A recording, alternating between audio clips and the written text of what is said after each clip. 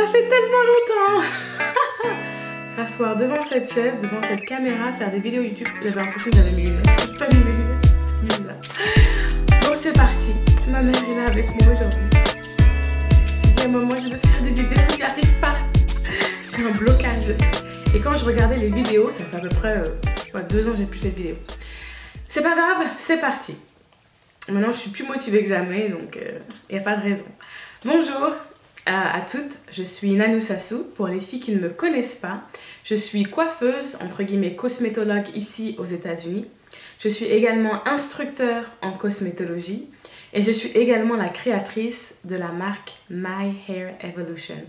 Une marque que j'ai créée avec une gamme complète de soins pour les cheveux, donc comme les miens, et également une vitamine pour accélérer la pousse de cheveux. Aujourd'hui, cette vidéo va être comment débuter ou comment construire sa routine capillaire.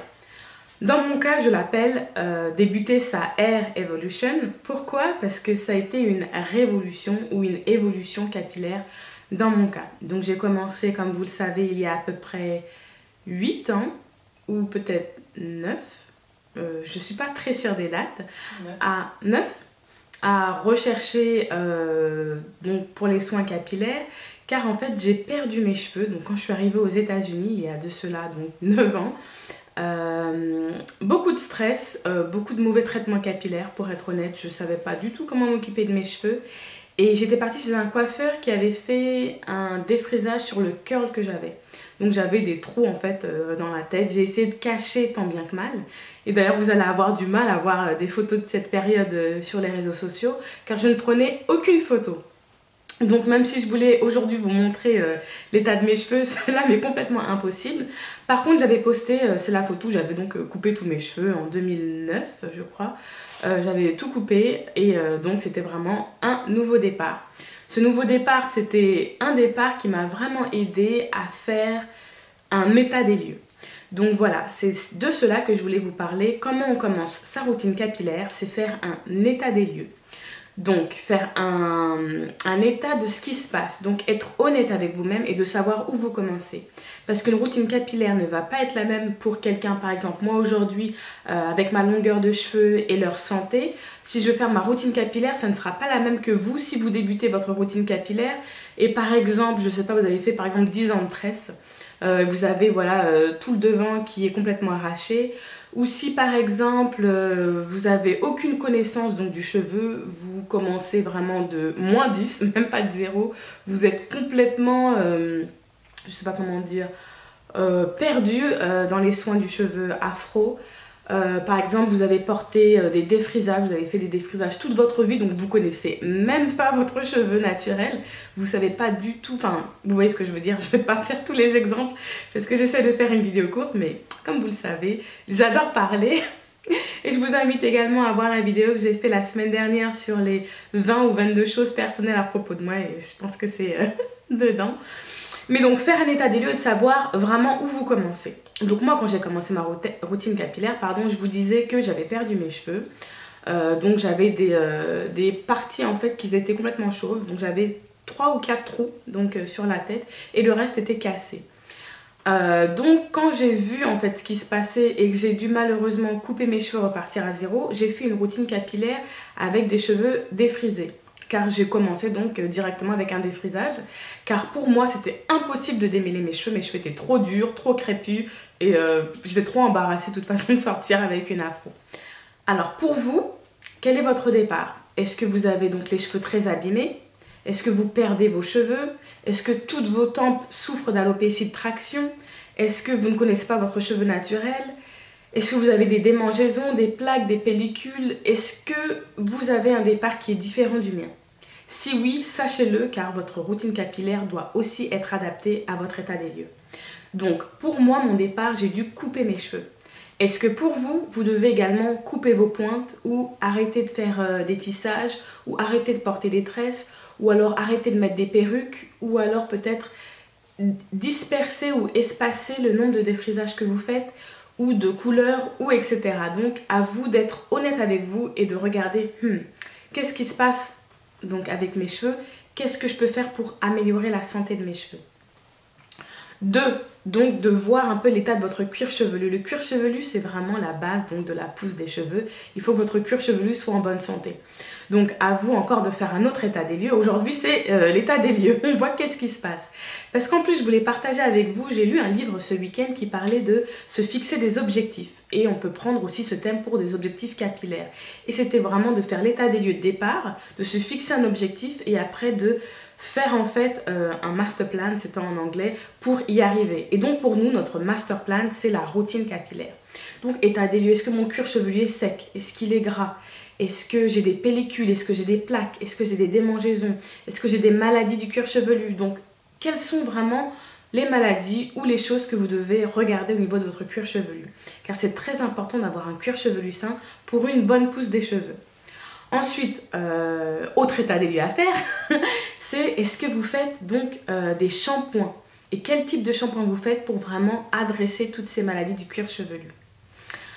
Ensuite, on va passer à l'état des lieux, donc des longueurs. Est-ce que vos longueurs sont cassantes? Est-ce que vos longueurs sont molles? Est-ce que votre cheveu manque de vitalité?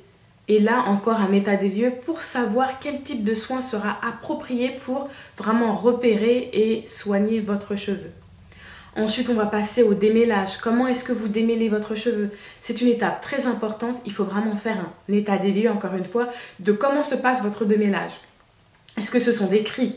Est-ce que ce sont des pleurs? Est-ce que c'est une étape qu'on oublie parce qu'il y a trop de nœuds et on a peur et que ça prend trop de temps et que de toute façon...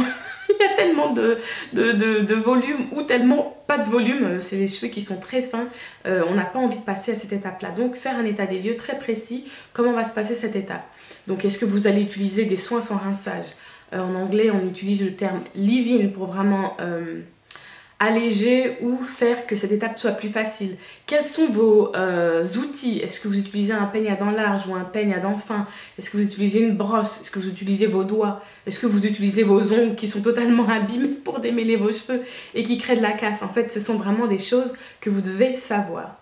Donc, on a parlé au début quel est l'état de départ de vos cheveux, quel est l'état de votre cuir chevelu.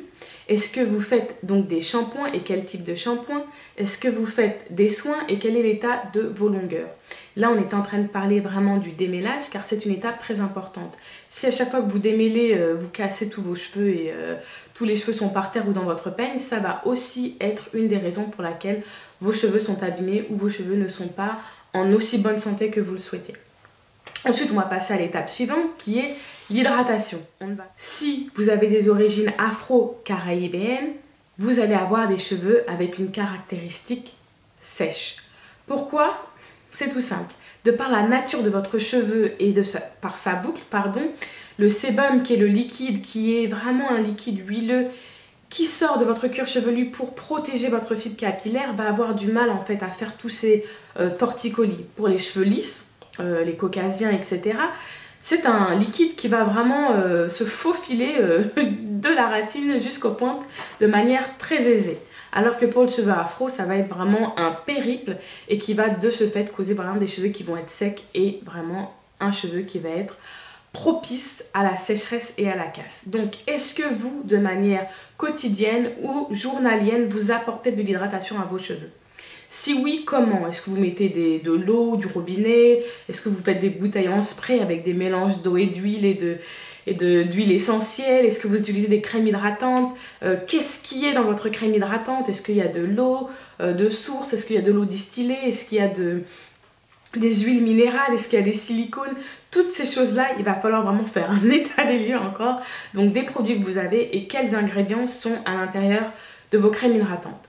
Est-ce qu'à la fin de votre hydratation, votre cheveu est hydraté pendant 1 heure, 2 heures, une journée? Ou est-ce qu'après 2 jours, votre cheveu est encore sec comme de la paille? Donc à vous de faire l'état des lieux. Ensuite, après cette hydratation, est-ce que vous apportez une dernière touche afin de protéger votre cheveu? Qui est par exemple un sellage, comme on l'appelle dans le globe capillaire. Est-ce que vous faites un sellage avec une huile ou un sellage avec un beurre? Est-ce que vous savez la différence? Est-ce que vous utilisez une huile qui est lourde ou une huile qui est légère? Est-ce que vous utilisez un beurre qui est mélangé ou un beurre qui est brut? Quelles sont vraiment les techniques que vous avez mis en place pour faire que votre hydratation soit effective.